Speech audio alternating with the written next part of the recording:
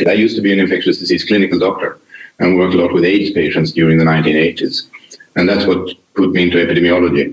And then I spent 1 year or 2 years at the London School of Tropical Medicine in the early 90s. And then I came back to Sweden, and then I became state epidemiologist for Sweden, which means having control over all the infectious diseases. Which is the job that Anders Tegnell currently has. So I actually hired him 20 years ago, and then I was his boss, and now he's my boss. But it's working actually quite well. So having, as it were, established your credentials to talk with confidence on this topic, and I just wanted to begin by getting your kind of summary thoughts of how Sweden is differing from other countries, and why you think that is. The main reason is that we, or the Swedish government, decided early in January that the measures we should take against the pandemic should be evidence-based.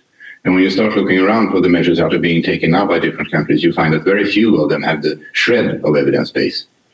But one we know, that's known for 150 years or more, and that is washing your hands is good for you and good for others when you're in an epidemic.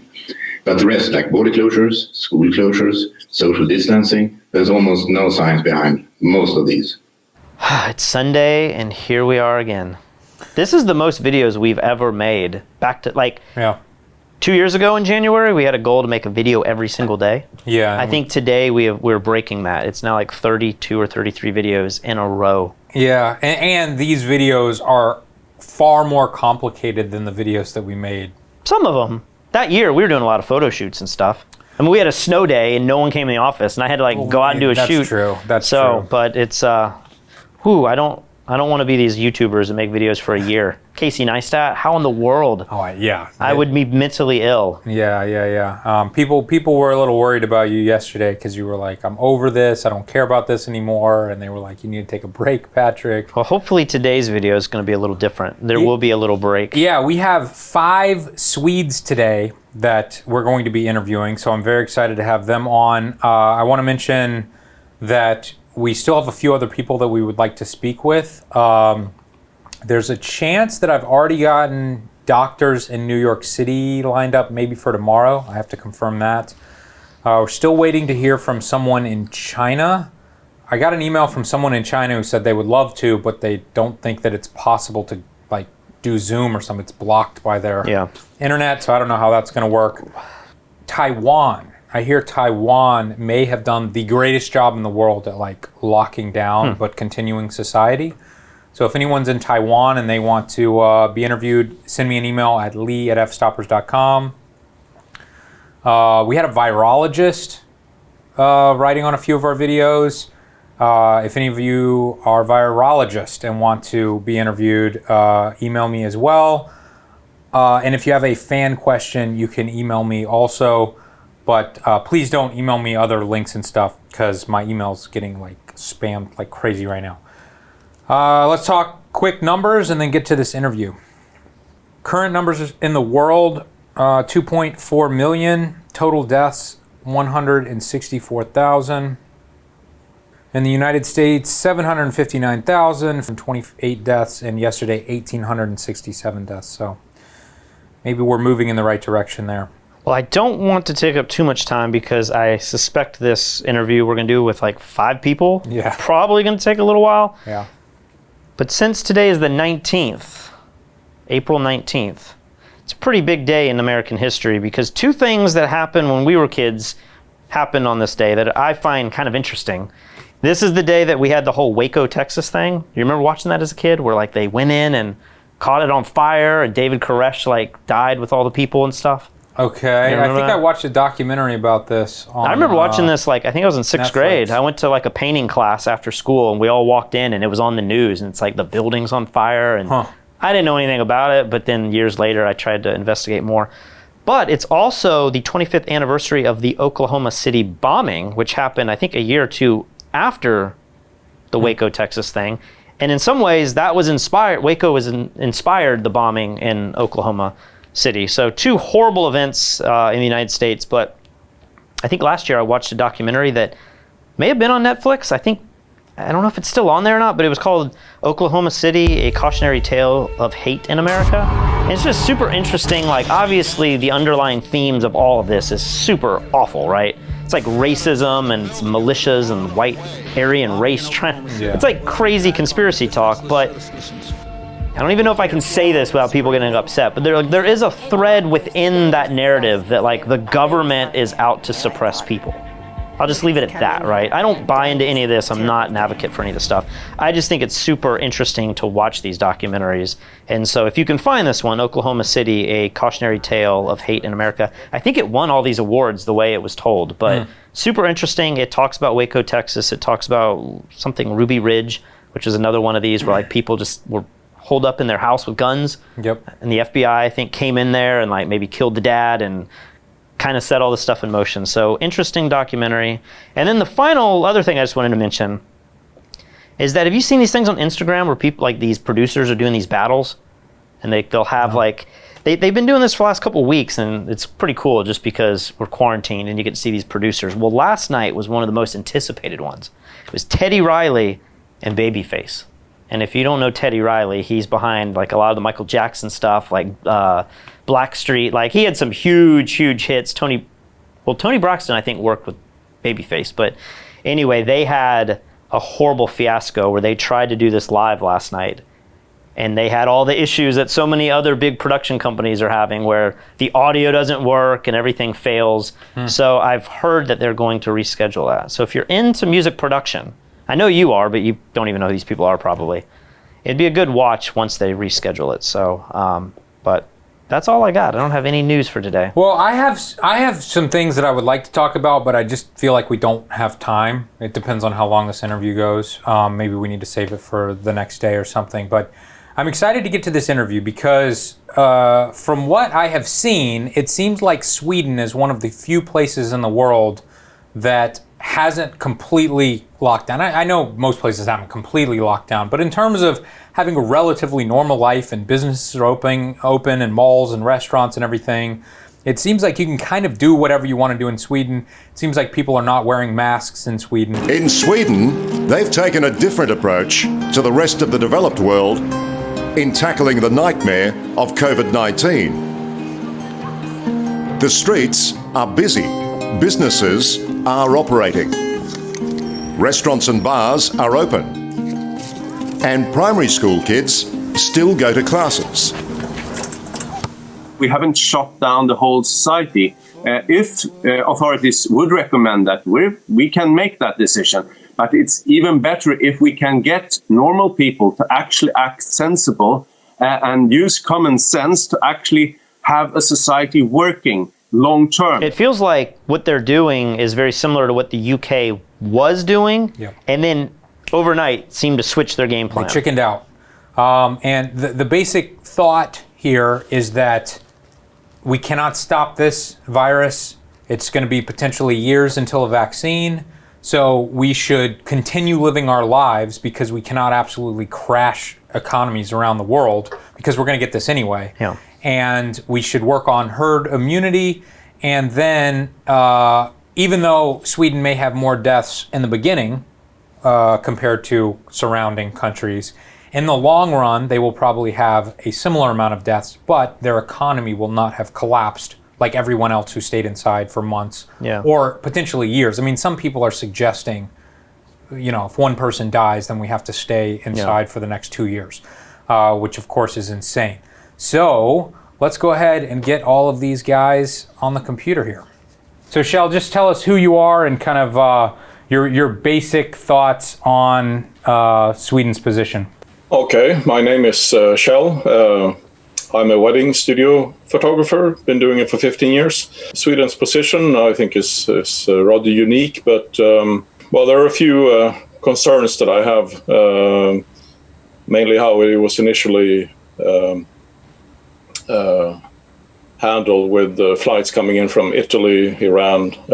I myself flew in from England the March 16, and there was no testing at the airport, anything, no advice of quarantining or anything. Okay, we'll dive into that much deeper in just a second. Somebody want to go next? My name is Felix. I go to university and I'm sort of an amateur photographer. I watch you guys a lot. I live in the second largest city in Sweden, which name is Gothenburg. So it's a bit of a smaller city, but still a major city here in Sweden. I mean, I'm also a little bit concerned, as you mentioned, Kjell, But we'll all find out when this is all over, I think. All right, next up. Hi, I'm Jennifer. I'm a doctor. So I actually work with corona or potential corona patients on a daily basis. And I must say that I feel like Sweden is actually doing pretty good, at least in like a small town that I live in. I must say that we handled it all very nicely so far. What field of medicine? I'm a GP. Okay. But it doesn't work exactly the way as in US, but yeah. Well, it's good we have a medical professional. Oh, I know, that's awesome. That's great. I'm trying to get someone right now from New York. I have 2 doctors that won't be on tomorrow's show, but I'm excited to hear people like in the epicenter of the world. I was talking to Peter Hurley the other day in one of these like house party things. Hope this guy doesn't see it, but he was a doctor too in another city. He knew nothing about coronavirus. He was like, "Oh, are we not?" And I was like, "What is going on?" All right, next up, who's the last guy in here? It's Elliot here. Yeah, so I live about an hour outside of Stockholm, and I'm an amateur photographer, but otherwise doing marketing during the day. And yeah, I think so far, I mean, I think that I kind of agree with Shell in the beginning. It seemed a little bit too relaxed as far as Sweden's handling of testing and things like that, and the focus on just testing those potential people in the risk groups. I think the one thing I can agree, though, with the strategy is that the government says that this kind of strategy can hold for a longer period of time than doing what some of the other countries have been doing, but just keeping everyone inside. That can only really work for so long, but this strategy could work easily for 6 months. Not saying it's been easy, but it certainly seems easier than what has been going on in some of the neighboring countries. So, okay, hi, I'm Richard. I live in Sweden, but I'm from Germany. I've been living here in Sweden for 15 years, and my general thoughts are that it's mostly. When you look at it from the outside, it looks like Sweden is totally, everybody is doing whatever they want. But in fact, if you really go to the restaurants, they are quite empty. If you go out, it depends a bit on when. So on the weekends, I was at Systembolaget, which is basically the liquor store here. It was quite full, but otherwise, it seems that people are really doing what the government is telling them. They seem to trust the government a lot here in Sweden, which was quite a culture shock for me, at least coming from Germany, where it's the opposite, basically. And this shows, I think, here that people know and try to do what the government is telling them because they know otherwise, it will be shut up and shut down like everywhere else, I think. Well, before we get too far into this, should we discuss what the policy is? Absolutely. And maybe I will start off just by saying maybe what we've heard, and then you guys can correct us if we're wrong. But it seems like the United States, state by state, is very different. But generally, the idea is everyone should be staying in their home, working remotely from home, and all non-essential business, whatever that means, is shut down. Now, it appears from what I've seen, some doctors in Sweden talking about, is that groups of 50 and smaller are okay. Young children can still go to school, but maybe older children should stay home. A lot of people are still encouraged to go out to work. Social distancing is encouraged, but it's not like mandatory. I haven't seen people wearing masks there. I think people are still wearing masks, but it's not, again, not as prevalent. So does anybody want to comment on this? Like, what is the official policy of your government? I think you got it right. I mean, we're following general recommendations from the government, and most of them are not legally binding. The police is not going to knock on the door if you break some of these, but they will if you are over 50 people in a group, essentially. But you guys can go out and just walk the streets, and you can drive your car, and there's no questions asked, or is it kind of a gray area? It's completely free, I would say, at least in Gothenburg. Can you guys explain how the 50 people or less thing works with restaurants? Because we saw footage that we played in yesterday's video of what seems like full restaurants. So how does that work? Well, restaurants have been advised not to host too many people. But the situation in Stockholm, for instance, yesterday evening, you see some restaurants have closed, and so people congregate in the other restaurants instead. I think the police had to go and break things up a little bit. So they are saying that a restaurant, no matter how large the restaurant is, must have less than 50 people, or it's okay to have more than 50 if they're spread out? I'm not sure, so I'll let other comments. No, it's 50 in total. That's kind of silly, though, if it's a small restaurant, right? Of course, but I think in most restaurants, I think the general thing is because people are kind of trusting what the government is saying, that they're trying to do best to kind of uphold in what they think would be like, what the law really means. And so most restaurants will kind of separate so you're not sitting so close to each other. I can't say that's all restaurants in Stockholm like that, but for the most part, it's kind of like that. What about areas that are more difficult to limit that? Say like shopping malls. You could easily have hundreds or thousands of people at a shopping mall, but in any given one area, it might be less than 50. Right. So, also we've heard that the government is also they're working with the telecom companies, and they're kind of tracking anonymously the mobile traffic to seeing where people are. And so that we had the big Easter weekend a little over a week ago, and the government was kind of, let's say, lightly threatening us that if we see that you're kind of not following the rules that we've set, then we're going to start shutting down things even harder. So I think that there is a lot of trust going back and forth, but it's a little bit up to everyone to kind of interpret what this means. And I think for the most part, people are pretty conservative, and they're trying to adhere to what this really means. So overall, with the Easter weekend, did you guys have any police have to break up malls or gatherings, or did you feel like it went over pretty calmly and there was no major issues? I didn't see anything from where I was. It was pretty calm. Me neither, no. Well, I do have one more question before we kind of change subjects. When it comes to schooling, is it true what Patrick said that younger kids are still going to school, but older kids have to stay home? Yeah, so I'm a student at university, and everything is online for us and also for high school students. So everything under high school, it's the same as usual, I would say. Yeah. Okay. Well, almost actually grades 6 through 9. They're actually those schools are kind of encouraged to have the kids at home. So it's under the grade 6. Then they're still at school. And the argument was that there was too many essential workers that needed to have their kids, let's say, looked after. So in school. So that's why they haven't shut it down. But Denmark, Finland, Norway, they all shut them down. So this should be interesting to see how that turns out. Before we get Jennifer's opinion, because I want to hear what she has to say, I want to hear from some of you guys in terms of what is the general feeling? Are you panicked? Do you feel like this is a pandemic and everyone's life is at danger? Or do you feel like the numbers are accurate or aren't accurate? Or if I just hunker down for a few months, we'll be okay? What is your general state of mental concern with all of this? So I feel that the numbers are, the death numbers might be correct, but the other numbers are totally incorrect. In my band, I have one guy who has the coronavirus, has had it now for 6 weeks, but otherwise I don't know anyone. But it feels like, we're just living through it, not really big problems or anything. Well, tell us about your friend. How serious was it, and why has it been so long? 6 weeks sounds longer than anything I've heard. So he got it at work. Because someone who had symptoms came to work with, and so he got it.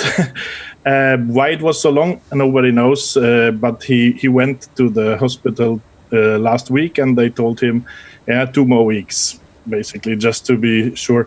But he was basically mostly just coughing. He didn't have a fever. Okay. His family got fever, but he didn't. So his wife and his daughter. But otherwise, it seems quite okay. So he didn't have serious symptoms. He never felt like he was going to die or anything. No, just a lot of coughing. Well, I'm not too afraid or concerned. It's I have a scientific background, so I think we're still waiting for the results and research on this virus to see what's actually going to happen. The numbers that came out of Santa Clara just a few days ago, it just shows that we really have no idea how this virus behaves.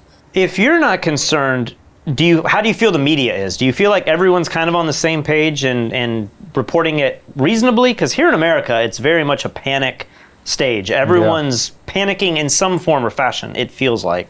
Yeah, media in Sweden is more uniform, I think, than what you'll find in the States and the UK. So for that reason, you're saying that the media is just not panicking people at all and kind of trying to keep people calm? Yes, I think so, yes. I mean, I agree with Kjell right there that we will all find out when all this is over what strategy has been successful and how serious it really was. But I think Sweden's strategy makes sense since we don't know much about this, what works and what doesn't. It's interesting to find out if we have one country doing this, then we will find out if this is a successful strategy or not. But you personally, are you worried about this for yourself, for your family? Are you doing anything to shelter yourself from this? Or are you just living your life as usual? I try to abide by all the recommendations and the rules, obviously. And I am a little bit concerned. I mean, both from the economic point of view and the humanitarian point of view. I mean, this is causing a lot of human pain and misery. There have been other things in the past which have been worse, like the plague. But this will definitely cause a big recession. And you guys have spoken about that. That will have some big human costs as well. I'd say it goes kind of from day to day. I live, let's say, an hour outside of Stockholm in a town that's smaller, so I feel a little bit safer because there's not as many people. So social distancing is kind of the normal thing. But at the same time, we just had like a really kind of beloved TV star die from coronavirus the other day. He was the same age as I am. And then when you see things like that, it kind of hits home, and you kind of, then, at least for me, you kind of go into panic like, God, if he got it, I could get it. This type of thing, even though you're trying to be careful, you just never know. So it kind of goes from the day to day. I would say that was interesting, though, in the beginning, just like in all the other countries, there was the same kind of toilet paper panic buying going on in the beginning. But then that kind of calmed down. And so people aren't doing as much of that like panic buying as they did before. How has your life changed? Are you doing anything to protect yourself? Yeah, I'm just home pretty much the whole time. Again, living in a small town, so I don't have to worry as much. So going to the store is not as big of a risk. But yeah, I mean, I have quite a lot of work to do. So I mean, pretty much inside the whole time. But if someone hired you to do a job, would you turn it down because you're worried for your safety? It depends on where. If I was to go, for example, into working with a large group of people, or to work like go into a hospital or something like that, yeah, I'd be concerned. Okay. So, definitely. All right, so should we get Jennifer in here, who's on the front lines of all of this, and see if her opinion is similar to what everybody else is saying? Yeah. I would say that I'm actually quite calm. I mean, I feel like I meet people every day that has potentially has corona and has all these symptoms, but I mean, I haven't gotten sick yet, at least. So if you're just following like the regular, like wash your hands and keep a distance, I feel like I feel quite safe, actually. Can you talk a little bit about the conditions in your hospital? You may not be in a big city, but what is it like in your emergency room and in your intensive care units? So I'm at this like a triage tent, basically, where the people that are not that sick, that they need to go with, like, they didn't call the ambulance, but they called to see a doctor. So then they come to me, and we have a few rooms, and we have usually like 6 doctors at the place at all time, ready to take care of people. And I have seen a few people that was quite sick, and then we had to send them to the hospital. But I would say that mostly people present with quite modest symptoms. It's not. Most people are, I think, more anxious than actually sick. So would you say that everything is under control? I mean, here in America, we're acting like if we don't shut down everything, the hospitals will get overrun, which is certainly true in areas of the world. We've seen that. But it seems like if Sweden is not forcing people to shut down, either your facilities are way more prepared for this, or maybe you're just not getting hit quite as hard. What is your opinion on that? Well, I mean, there's a different situation in Stockholm, and I'm not in Stockholm. So maybe if I would have worked there, I would have a different opinion. But I would say that in my town, we had a few bus tours from Italy, like in the beginning, that got tested for corona and tested positive. So then we were quickly doing all the preparations, I would say. We were really prepared for a storm. And I would say that it went really good. I think we have 9 patients at the ICU and not more than that.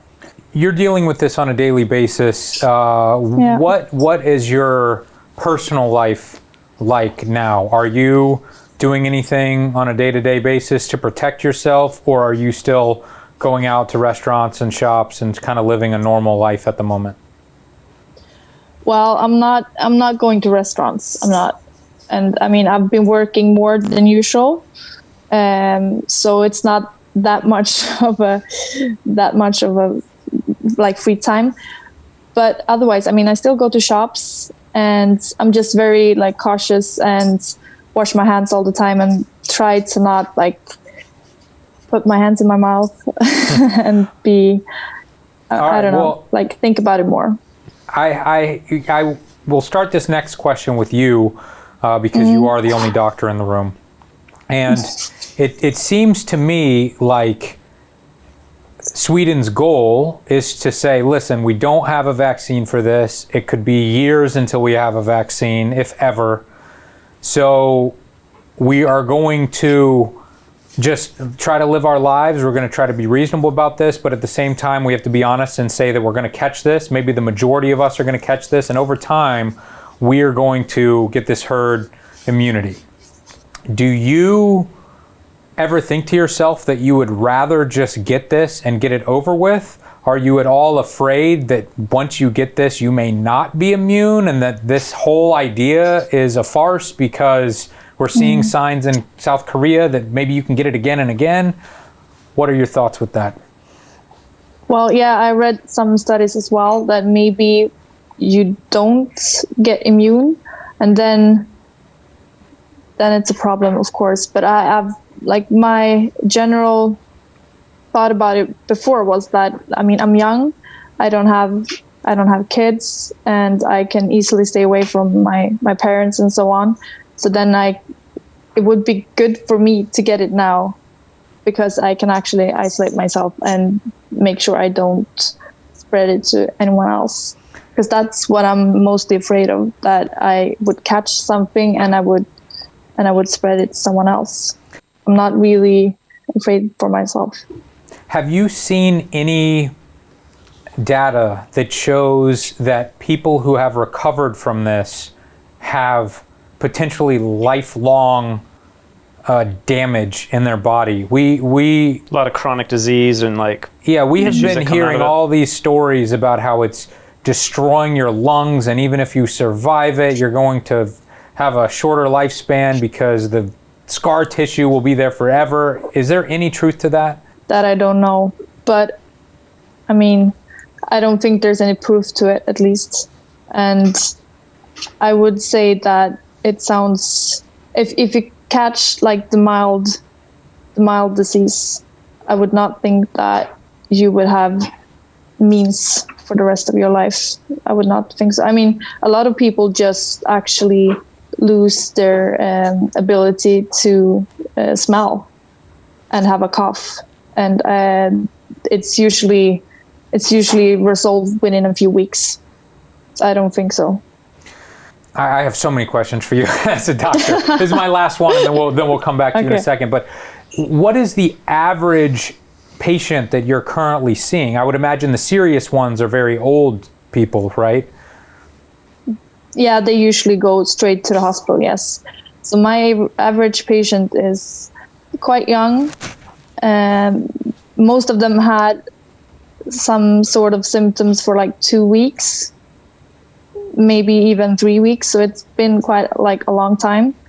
They have some cough, some fever, not that much, and a lot of them experience dyspnea, but doesn't really show any signs of it. Like if you put on the pulse oximeter, they usually have a good saturation, and the respiratory rate is usually good as well. And so it's usually mostly like a sensation of dyspnea of the patients that I met, at least. And why are you even seeing them? Are they coming to you just to get the test to see if they have it? Yeah, but we don't test. You don't? No, we don't. We only test patients that need to go for dialysis, or pregnant women week 38 and up, since they will have to go to the hospital. Otherwise, we don't test. It's only the patients that actually get admitted to a ward at the hospital that gets tested in Sweden, or at least where I work. Is that because tests are limited right now? Yeah, I would say so. Yeah, okay. Probably. And this, I think the sensitivity is not that high, I think, as well. Okay, so Shell, talk to me about some worries that you have about this entire plan. You said you had issues with the fact that they weren't testing in the airports, but again, it seems to me like Sweden's goal was never to have people not get it. It's just to have people get it at a slow level so they don't overload the hospital. So wouldn't not testing at the airport be totally fine? Yeah, that's right. That is something that the chief epidemiologist has said, that there are two ways out of this: vaccination or the herd immunity. Yes, right. Well, in the beginning of this pandemic, I think it might have been in Sweden's interest to contain the pandemic and do a contact tracing, but now obviously it's too late. So is there anything that you find to be just horribly wrong that the government is doing, or you just kind of feel like... Wait and see, because the information's not totally there yet. Well, I think health agency is relying on Swedish people being very obedient. We usually are. But I notice now that people are... In Stockholm, they seem to have lost interest in this. I mean, a month ago, people were isolating more. But it seems, and Boris Johnson said this a month ago, that there's a limit or span of how much people are willing to quarantine themselves. And I think we're beginning to see a lack of, well, like in America too, people are losing patience. Well, it's so refreshing to talk to all of you, because all of you seem to be so reasonable and level-headed about this. And you say, like, maybe this is the wrong way, but we don't know and we're doing our best. But in America, it seems like, and it's probably not true, it's just the people you hear and the people that are put on the news, but it seems like there's either a group of people who say this isn't real, we should go outside right now and not do anything, or on the other side it's people saying if one person dies then we should stay inside for the next 2 years and not do any work for 2 years. And both of those seem so insane to me. Yes, but it's not like the situation isn't like it was a year ago. I mean, people are staying at home. Like, I am trying to limit myself as much as possible for the public health. Well, Swedish people are in general law-abiding, so when the agency tells us to do some, to social distance, and we usually do that. When Swedish people are very good at wearing hard hats, bicycle helmets, safety belts, reinforced shoes, mosquito repellents, sun, a lot of things. But here, people don't wear masks. That's very interesting. If you put on a mask and go grocery shopping, people they certainly keep their distance. So, and to be fair, we are living in Puerto Rico, which is part of the United States, but I feel like the policy here on the island is much stricter and has been in place longer than most of the other states. So when I look back at South Carolina, where my sister still lives, or Alabama, where my parents live, or even friends in New York, like New York, I think everyone's scared, so they're being precautionary. but I don't know that everything is locked down quite as much as what we are experiencing here. Yeah. So maybe a lot of areas in the United States, like Colorado, might actually be more like Sweden. And so America's just so big, and there's so many states that have done different policies. So I think from our perspective, for anyone watching, we feel like if we go out, we're going to get fined or arrested, and everybody's on lockdown a little bit more than what we might be experiencing in the rest of the United States. Yes, I think, one of the key factors that the chief epidemiologist said was sustainability. We have to find something that works for a really long, potentially months. So a hard lockdown may not be practical. Okay. Do we want to go to Felix and see what the student position is? I mean, I'm not an expert in this field, so I can't really evaluate claims about what should be done from an epidemiologist perspective. But it's not too bad for us students. I mean, we're just taking courses as usual. Everything is on Zoom. And I'd say it's functioning pretty well for us. You know? What year are you? And can you explain the difference between learning in the classroom versus on Zoom? I know it's kind of a big question that may not make the video, but I'm just curious because I'm hearing from a lot of teachers who are saying it is a nightmare trying to teach and change their whole curriculum online. But have you had both experiences, or is this your first year? No, I'm in my 5th year. I'm in engineering school, so I'm taking my master's degree. And I mean, some teachers who are older primarily are having some difficulties with this, just from a technical point of view. But I would say it's functioning very well. There is some difficulty when you're in groups because we do a lot of group activities. So it's more efficient to communicate when you're sitting together in a room, as you guys are right now, than if you were just communicating through Zoom. You know, so it does present some difficulties, but how long do you expect it can be managed? The university to be closed? Is there a certain date that it's supposed to open back up? Well, my university, and I think all universities, are closed the rest of the term, and I'm assuming that they will also be closed during the autumn, but that's a speculation on my part. First to say is like if this ends up working out, let's say for Sweden is like not as hard hit as other countries. I wouldn't say that this strategy necessarily works for other countries. I think it works partly because of what Kjell and others are saying is that Swedes tend to be a little bit more law-abiding and respectful of each other. And so, yeah, in this sense, it could work for us. Even though some of our Nordic neighbors have been doing more of a harder lockdown, I think that we're prepared to do this a bit longer. But also at the same time, I mean, Sweden is kind of like the backbone of Sweden is based on small businesses, and they're getting crushed right now. We're doing all we can to support all those small businesses in our little town. But yeah, I feel really bad for all these small businesses because they're just getting crushed. We have a lot of pretty decent like online retailers. So a lot of times you can, of course, buy things online instead of having to worry to go into a mall. But I think generally speaking, I mean, just like it is in the States, a lot of businesses are just going to get completely, I don't know, they're going to get hard hit. And it's not entirely clear how the government is going to support them, even though they say they are. So are there any mistakes that you feel like Sweden is making right now? Something that you think that the government could be doing better? I can't believe like not a single person is critical of anything. Everybody's just like the big narrative here is that our government didn't act early enough. Right. It's everybody's fault, and Donald Trump has blood on his hands. It's just like everything is so over the top. So is there any sort of criticism? Yeah, of course. I mean, things for helping the businesses. I mean, it's the same thing as being able to pay the businesses for keeping their employees employed. So there, in some cases, some of the bigger companies are doing this kind of furlough thing. So the employees are still employed and they're getting kind of a wage decrease.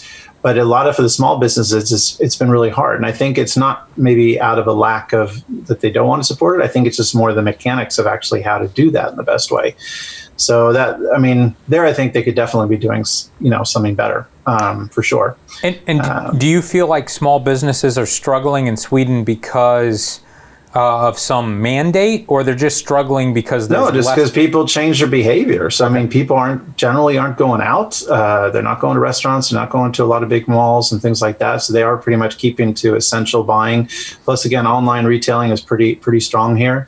But it's all the small business, whether it's a bookstore, a small restaurant, whatever. I mean, these are the ones that get hit for sure.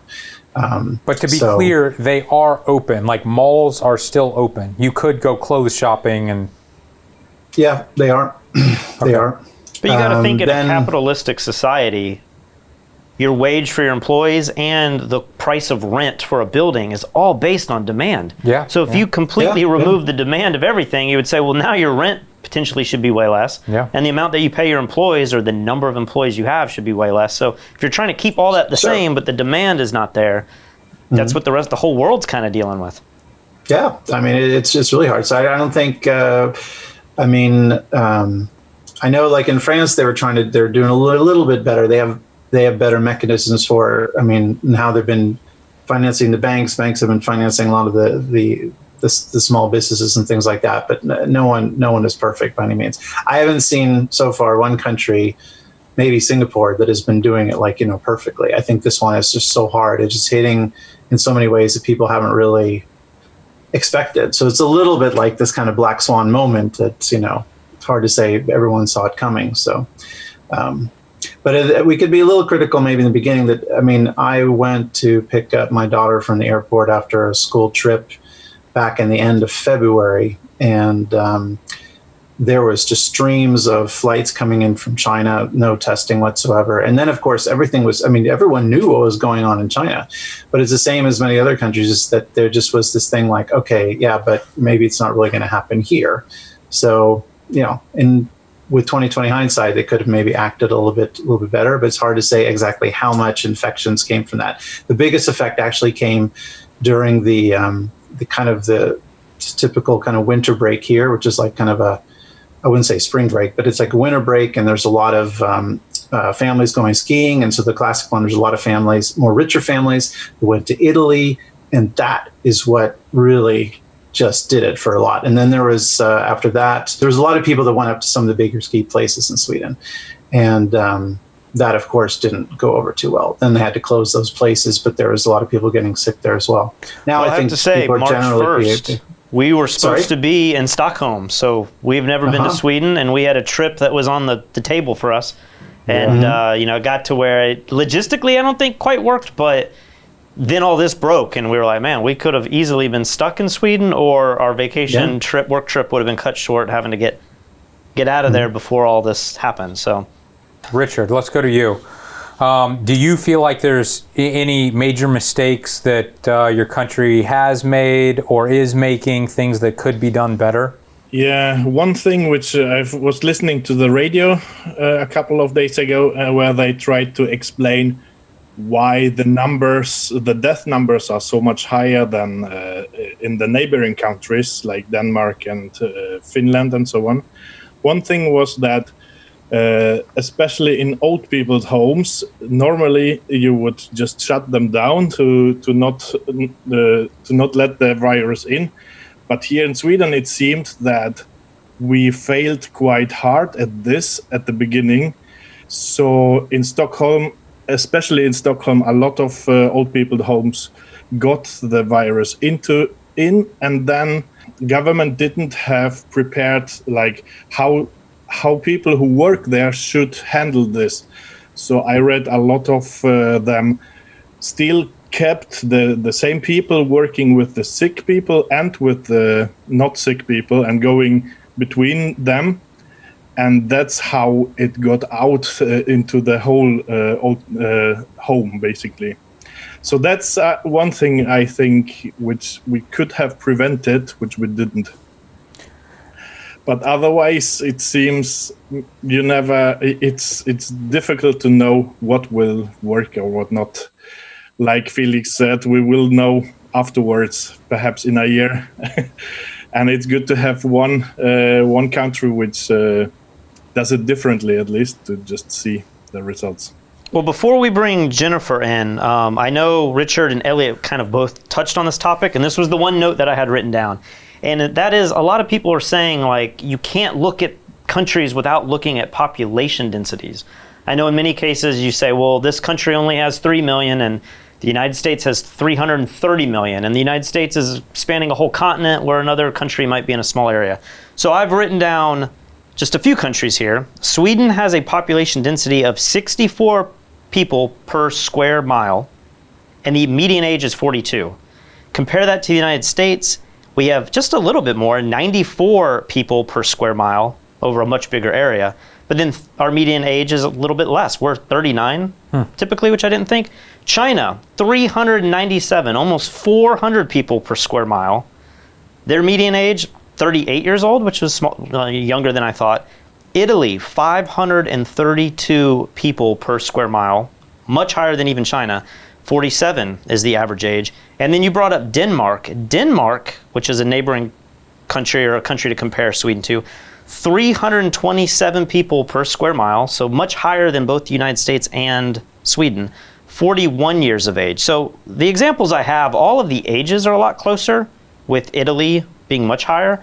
But you can see, and I don't know this is totally fair because, again, the United States is so big that states in the middle that have no population are, changing those numbers. But well, I think, Sweden is betting that maybe the same amount of people will die. But it's hit harder first. Yeah, it's like as long as the hospitals aren't overloaded, we might as well get this over with more quickly. Why spread this out and just, Well, besides, maybe Jennifer can answer this, but besides the idea of the hospitals overloading, isn't that the only reason?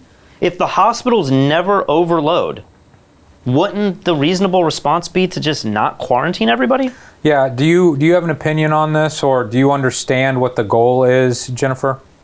No, but I would also say that as long as the hospitals are not over full, or like that we still have ICU spots for patients, then it's okay, because then we can still take care of everyone. But that's what we're afraid of, that all the spots are going to get taken and then we can't help other people as well. Is there a sense that you guys are already out of the woods? I mean, you've been dealing with it as long as the United States has. Maybe you've been dealing with it as long as any European country. Is there a thought that based on the curves that you are in the clear now and the hospitals won't overrun? Or is there still a sense that maybe the worst is yet to come? Yeah, I would say that we're still waiting for it. Definitely. We're still prepared for like the worst to come. Definitely. That's my opinion, at least. Could you see a time in the next few months when the curve starts to go down and they start loosening restrictions, people get tired of staying at home, they go outside, and the government almost wanting people to get it to protect the older community? I mean, it seems like that's the goal, right? If people like you end up getting it, then you can safely go see your grandparents without ever having to worry. Is that the idea that you get from all of this, or are you still unsure? I'm still unsure. I don't know. I mean, we're all still unsure about the virus. We don't know it that well yet. But I would still, for myself at least, I would like to know that I had it, so then I could go and meet my grandparents, for example. Yeah, I don't know if that's the actual goal, that we all are supposed to get sick. How often are you getting tested? Me, not at all. For the staff, we are supposed to be at home if we have any kind of symptoms, and for a few healthcare professions that are very valuable or that we can't spare, or that had symptoms for a while and maybe still just a cough and we could really use them back, then we can test them as well. In terms of the protective gear that you have to wear and the ventilators that the ICUs would have, is there a fear in your country that is all running low, or at one point was running low, or have you been totally fine with the amount of medical equipment you guys have had and prepared for, stockpiled in the past? No, I would say that that's an issue as well. I'm not very concerned myself, but a lot of my colleagues are, because we don't use that much protective gear at all. We have this glass shield. I don't know what it's called in English. I gotta get the glass one. I just have the plastic. Is it actually glass? It's plastic, no, right? it's like plexi or it's plastic. Yeah, I'm good. Yeah. I'm good.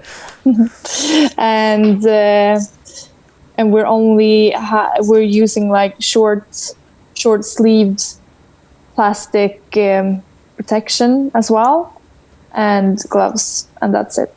And you're not changing your protective gear in between each patient, Yes, are you? yes. Oh, you are.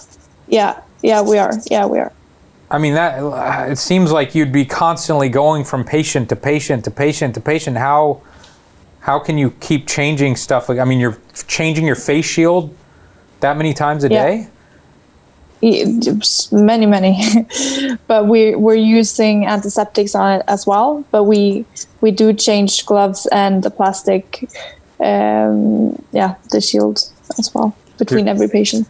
And your mask as well, your face mask.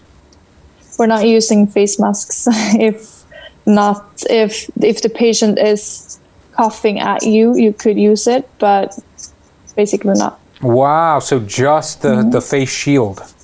Yeah. Interesting. Yeah. I don't know who this question is for, but I want to ask it just because it's always on our minds. I don't know if you guys are going through a political season, but is there anyone that can talk a little bit about, has this been politicized? Is there some opponent that's running against your president and people are starting to point blame or to question? I mean, again, everyone on this channel seems to be very calm and they feel like we just don't know yet, but maybe like it's there has because to be people whose parents have died and they're like, you killed my parents, this is the worst thing imaginable. Like, are there not people like that in your country? Well, you have to recognize first that Sweden is, it's the word we don't, the minister cannot make their own decisions. They have to act on the advice of the public health agency. So that's different in different countries. In Denmark, a minister can say, we're going to do this, we're going to do that. But here in Sweden, they act on advice from the public health agency. So the decisions that are being made feel more democratic, like the population, the people have said this is what we're going to do? Or maybe you're saying like the professionals that we put in charge have recommended this and therefore there's less backlash? Is that fair? Yeah, just imagine if Fauci got to call the shots. It would be a little bit different. What are you saying? we have, Because Fauci is more reasonable and scientific, he's not politicizing this, he's just trying to make the best decision? Yeah, because he's not political. I mean, he's basically, he's a medical professional. So in the same sense as that, we also have medical professionals, I would say, giving the advice to the government. So that way it doesn't become a political thing because it's not the government, or I say the government, yes, but it's not the prime minister that's deciding per se. But when you have someone who is suggesting something that's almost the opposite of what the rest of the world is suggesting and other scientists are suggesting, I would think that alone would cause division, or would cause at least scared people to go, wait a minute, we can't do this. Are we crazy? Like, no one is doing this. But it doesn't sound like that's really the case. I have at work one guy who is really scared of this, and he always talks about this, that once this gets as bad as he thinks it will get, we will have like people running on the streets and so on. But that's one guy of all the people I know. So there's always one of them. I'm liking Sweden more and more. I've been saying since it's, we're all locked down here in Puerto Rico, I've been thinking about just getting on a flight and coming to Sweden. I love you guys. Well, some of them here are going to be like, no, we won't take you. Unfortunately, you can't leave because we have a travel ban. So no one outside the EU can come here, is my understanding, yeah. Is that right? And so can someone explain that from a logical, scientific position? Because here in America, we've heard that we closed down Europe and China. But if you've connected in some way, maybe it'd be really hard to say, like if we flew into Italy, because maybe Italy allowed people in, I don't know that they are. But But if we got into some EU country or even cross the border, it's like once you're in, you could easily jump on a flight, and people have been criticizing our president because he hasn't. Because the funny thing is that all the other Nordic countries, they closed their borders, but Sweden didn't close their borders. But it doesn't matter that we didn't close our borders because everyone around us closed their borders. So you couldn't come in anyway because Denmark's closed their border and Norway's closed their border. So, but even if you land in the EU, you couldn't get in. No, but the flights, they're all like, you can't get a flight. Why can't I get the flight? Is it like it's illegal to fly into Sweden right now? Well, most of the flights, I mean, I can't say 100% sure, but I know that they've pretty much laid off. I mean, I know SAS has laid off like almost everyone. Well, they've just furloughed them. But I'd say that pretty much all flights are just not happening. But is that because there's just not enough people to fill up a flight and so it's not worth it? Or is there some mandate that they say we don't want infected people coming into our country? It's illegal to come in right now. It's a little bit of both. Really. Okay. Well, that's certainly more stringent than I. So, for example, like there were still flights going back and forth between Sweden and England, but then England was the one who shut that down. So now there's no flights, for example. But that was England's decision. So. Well, it's funny because I need to do a little bit more research about what the laws are with your flights, but it seems like we've had some of these flight restrictions, but for the most part you can still kind of fly wherever you want. If I want to get out of the United States, I could do that. If I want to fly or drive amongst states and infect everyone, I can do that. But if I want to go walk on the beach, that's illegal. Yeah, I cannot get a flight to Stockholm right now. Okay. Nothing is showing up at all on Google. Interesting. Is there anything else? We can go down the line again if you guys have something that you want to say, but is there anything else that you feel like the world should know about Sweden, or that maybe is misunderstood about Sweden and your current mandates? Well, we don't have polar bears walking on the streets, but I think what I've seen reported on CNN and Sky News and BBC is mostly accurate. What I find a little bit strange with the Public Health Agency in Sweden, they're still, I checked their website today, they're still saying that if you don't have any symptoms, you can go to work. And there was a report in the British, what's it called, New England Journal of Medicine the other day. They say you're most contagious just before you're showing symptoms. Can you remind me of the question there? Sorry. Is there anything that you feel like the world doesn't fully understand about the mandates in Sweden? Is there anything that you think people should know, or anything that you think you guys are doing really well? Yeah, I think it was mentioned on the last episode of this journal series that it's pretty much business as usual in Sweden, and I don't think that's exactly accurate. As we have covered here, as you mentioned, Patrick, there are recommendations, and we don't have a shutdown, but life is different here than as compared to what it was before, definitely.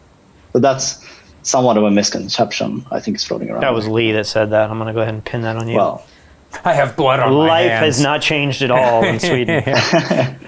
Yeah, so it'd be interesting. You should call us up maybe in 3 months and see if we're just as calm, because if this is still going on, it might be a very different picture by then. See how well this is actually working out. So we'll have to see there. But I think that, if there's anything to say, that just the message for everyone else is, try to be respectful, try to listen to what the governments do, what everyone else is doing. Don't think that it's just different for you. It's going to affect us all. Same time, I think that whether Sweden's strategy was right or not, again, we don't really know. There's so many things we don't know. But it's probably, better to try to kind of be safe. I feel, as I've been living in Sweden now for 20 years, originally from the States, but I feel safer here than with my friends and family that are in New York and San Francisco. I definitely feel it's tough for them. So, other than that, no, I think the main thing is that as Felix is saying, is no, it's not all just fun and games and normalcy here in Sweden. That's for sure. I feel that someone mentioned it before that we use the telecom data to look at how people are moving. And as far as I understand, the movement, especially between the big cities and so on, got significantly down, like 80% less than during the same time last year and so on. And also when I go to the train, for example, then before that it was full. Now there are perhaps like 2 or 3% of those people on the train, but otherwise the movement, at least as far as I can see, slowed down quite a lot. So that affects obviously a lot of people. It is quite different now than before that. So it's not like, I heard this a lot from friends in Germany. Oh, you guys in Sweden, you just do whatever you want, but that's not true. So it's different than the media from outside tries to. Well, I'm glad we're able to show the truth, Yeah, because absolutely. I don't want to be wrong. I don't want Yeah. to portray something that's wrong. Jennifer, do you have any information that you feel like you could share to people around the world? Any misconceptions about any of this? I'm not sure, but I feel like media is really like mostly scaring people. I mean, we should all be aware of this, and we should all be very careful. I think we should be careful, but not scared, maybe. And maybe that's also like one thing we did quite good in Sweden. I would say that it's a lot of coverage about it, but more just to spread knowledge than to actually spread fear.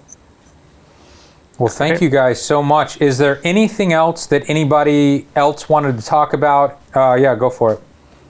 Yeah, I just have a small thing. Lee, I sent you some B-roll on your email address. Okay. So if you want to see how it really looks in Gothenburg right now, as of today, at noon, about that time, you can roll that footage if you like. So. Thank you very much. I'll try to throw that in the video. I mean, I would add that in Sweden, we're pretty much used to social distancing. I mean, we always keep at least 2 meters between each other at all times. So, I mean, this is not a big deal. Well, as I said, there's not that many of you per square mile, so. Yeah, exactly. True. Yeah, there was actually someone who said you have to stand 2 meters apart when you talk, and there was a guy from up north who said, do we have to stand that close? I know that even long before the coronavirus and so on, so a couple of years ago, I already saw a meme image where you could see Swedish people waiting for the bus, and everybody had like at least 2 meters to the next person. So maybe you guys were safe anyway. Like, it was never going to be that big of a pandemic in Sweden anyway. Thank you all so much. We really appreciate it. So, what was your thoughts on all of that? Gosh, it was just, first of all, I'm a little depressed that they aren't quite as like open and business as usual as I thought from the news reporting. But it was so refreshing to just talk to kind, thoughtful people. I mean, if you took those people and their opinions and put them on YouTube or CNN in America, 50% of the people would call them heartless murderers, you know? Or they would say that's not what the real... They're lying. Yeah, that's not the truth. They're being like coerced into saying... Yeah, and no, it's like they had their worries, you know? They don't know that what they're doing is 100% right, but they believe that, you know, that their government has their best interest at heart. Their other, countrymen have their best interest at heart. They're not trying to harm each other. Yeah. But at the same time, they realize that the economy and businesses and money and food and the way the world works is also important. Yeah. So they're trying to do something that's reasonable, and it's a little bit more reasonable than the news clip that I showed yesterday kind of made you think. Yeah, and I guess I still, being in Puerto Rico and only seeing what's on the news and talking to our friends that live in different states from California to New York, I don't know if I totally understand how locked down the United States is, because in our minds it feels like everyone is locked down and we're all rebelling to get out, and there's these protests of people saying, you can't hold us in our homes. And maybe that's not the real reality of where America is, but I always viewed Sweden as being the complete opposite of that. But it kind of feels like Sweden, on paper, maybe it's not that strict, but what they're actually doing is probably more similar to what everyone else is doing. So in that sense, in a way, it feels like that's the best freedom, is that there are people that are just doing it by choice. Right. But the government's not forcing them into doing something. But I don't know. It's pretty eye-opening. Also, speaking with Jennifer, I'm so glad she was in the video, but it seems like although they seem to have this game plan and they're going into it with confidence, they still don't really know what's going on. And, when it comes to the herd immunity, if not enough people are getting it, then you need more people to be infected. It was like you somehow need to inspire people to go out in public, kind of like we do with kids in the chicken pox or whatever, and like, hey, to protect our old people, you youngsters need to go to school and catch it in the next month or something, otherwise it's going to take forever. But it doesn't really sound like that's the plan. And I would imagine when somebody in charge starts suggesting that or hinting at that, maybe that's where the people would get a little bit more upset, especially with all of these theories that it could be doing permanent damage to your lungs and body and stuff. Yeah. But then it's so difficult. Also, when you hear from them, one of their friends had it, said it's not a big deal at all. He's had it for 6 weeks, but it's not a big deal at all. Hardly any symptoms. And this girl's seeing people every day, and she's like, yeah, most people, they lose their sense of smell for 2 weeks. That's it. Yeah. It doesn't seem that serious. But we could say that to them, and they agree, but we say that on our channel, and I guarantee you there's going to be a lot of people that are saying, it's not that serious. It explodes. Yeah, I don't know what to think, but usually it seems like the super liberals in America are the ones that are like, if one person dies, then we can't do it. But those are the people that love Sweden more than America. Yeah. So they have to be in this weird place. What's the meme where like they have the two buttons and the guy's like, oh, what do I do? It's like Sweden is a utopia, but Sweden is also murdering all of their people. Which one is the right answer? And I don't know. I want to be completely honest. I don't know. At some point, there's a tipping point. At some point, we actually need to say, this is enough. If we go further, we're actually going to damage the economy more than the few extra people we're going to save. This makes people feel very, very uncomfortable because you feel like we should save everyone, but we never do. In a society, we always make trade-offs. So global warming is real, and it's a problem. Danish political scientist Dr. Bjorn Lomborg is a globally recognised economist and big thinker who's turned his expertise to the coronavirus conundrum. In Australia, the speed limit is 110 kilometers an hour. If you want to save everyone who dies in traffic, you should just take it down to 5 kilometers an hour. Nobody would die. But of course, the point is you don't want to do that because it also has huge social ramifications. We should do a lot for corona, but we shouldn't do everything. Just like we should have speed limits, but we shouldn't have speed limits down to 5 kilometers an hour. Obviously, I want to believe that it's not that big of a deal and we can get back to our lives sooner, but I don't know that to be true. Well, time will tell, but... All right, guys. Well, that wraps up this video. I think that video interview was a little bit better than yesterday's. Than my dad's? A little bit. I always enjoy talking to my dad, and my fear was that you were going to make my dad look crazy and ridiculous, which no, I didn't do the edit did do that, but my dad just likes to talk about a bunch of stuff. Yeah, he does. And in his defense, my dad has always been an inspiration to me in the sense that, like, you can put him in a room with anybody. As he gets older, he narrows his topics down to like 10 things. It's like drums, tennis, and conspiracy stuff, but throughout his life, you could throw him in a room with anybody and he will always find common ground and be able to talk to anybody about anything. And in some cases, he knows a little bit about to where if you're a specialist in some way, they're a little shocked that like, wow, I didn't expect you to have any clue on what I do. Well, the truth is, a lot of what your dad was saying yesterday sounds crazy, but all of it is grounded in truth. Well, there's so many things that you were like, what is he talking about? Because you just didn't know. Yeah, and Here's what your dad is bad at. Your dad is bad at following like a train of thought and staying on topic. You know, he's always been like that as a drummer. Oh, really? Because my dad's an amazing drummer, but I would try to jam with him and be like, let's play a song, and it's like drum solo and I'm like, Dad, I need you just to keep the beat, stay in the pocket, and like play this. But he's a little ADD. Yeah, so I he think. talked for like an hour and 10 minutes about 50 topics, and you know, the way that we edited that montage yesterday, he spoke about maybe like 10 topics. Like we cut out the majority of what he was talking about, but I literally did not ever know what he was talking about. It was just one thing to the next, to the next, to the next. Yeah. But even the craziest stuff he was talking about, you can Google it and you're like, oh, there's a story in the New York Times. Well, a lot of people were saying he's like the London Real guy. And I'm like, my dad does not think that lizards are ruling the world and that they're putting implants in us to like, he's not out there. No. He does have some conspiracy. And I think, you know, just talking to a lot of, like growing up with military people around, a lot of military people, they know a little bit more. Maybe it's just enough to be dangerous, but they know a little bit more than what the general public knows. And when you're a dentist who services the military, you're hearing so many of these stories and you're like, do you know what really happened? And most of the general public is totally blind to that. So he lives in that world, but he's not way out there, you know? No, he's not. He's not. And I want everybody to know that I was the one that edited that montage, and I told you, I was like, you gotta run this by your dad. Like, I don't want your dad to feel like we had him on and then we made a mockery of him. So I was like, I at least need to put subtitles so people know, because without the subtitles, you're like, what in the world is he talking about? And then I talked to him and he's like, oh, I don't think anyone I know is gonna watch that, and I don't know any of those people, and like, I don't care.